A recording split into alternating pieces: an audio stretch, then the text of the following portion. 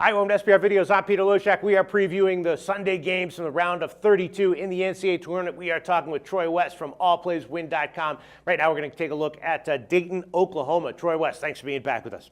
Hey, thanks, Steve. Good to be back. You know, it's finally the round of 32. I think we're going to see a lot more of the true colors of some of these teams come out versus a lot of the upsets. You know, day one was a day of underdogs. Day two, a lot of the favorites came out. All right, well, I'm still not exactly clear on what Dayton's true colors actually are. They rolled Providence in their last game, and that was pretty impressive. I personally didn't see that one coming. I was kind of high on Oklahoma before the tournament started, and they handled Albany in kind of, standard round of 64 fashion. They weren't seriously challenged, but they were also too big of a favorite. Didn't get the cover, but they did get a relatively comfortable win there in that one. So now they're 4 or 4.5 points as a favorite over Dayton. And, is that too many points? I'm not exactly sure. Both these teams have not been very good against the spread. Dayton just 2-4 against spread over their last 6. But Oklahoma, after the ATS loss to Albany, is now 1-8 against the spread over their last 9. So that's a little bit eye-opening. Both these teams have also been under-trending recently.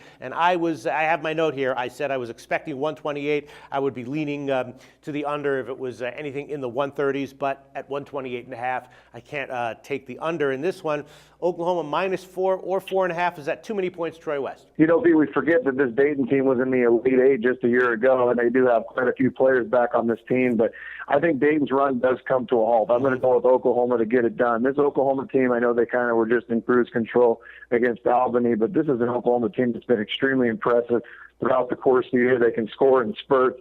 I like the way that they're playing right now. Dayton, kind of got that 2 back-to-back wins now that, they played 2 games. Fatigue really starts to set in. This is going to be their 3rd game of the week.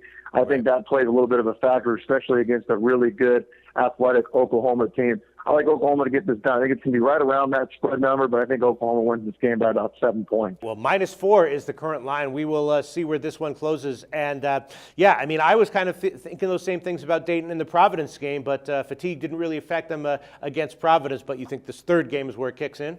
I think so, Pete. 3 games in 1 week, especially hard-fought games where you're fighting for your life. You know what I mean? 1 game, 1 loss, and you're out. So I think it really does start to set in, especially a team with Dayton where they really do depend on their starters quite a bit. Yeah. Not a ton of depth on that roster. So I like to see it start setting in. You got to remember, Oklahoma only played 1 game this week, and it was against an Albany team.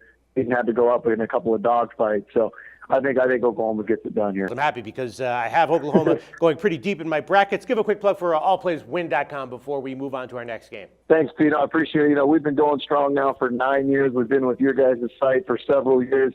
Just been outstanding, Pete. We're very, very consistent. I try to convince and tell these people this is a grind, this is a marathon. Come take a look at allplayswin.com. We're the best in customer service. There's nobody better out there, and you're going to get winning picks.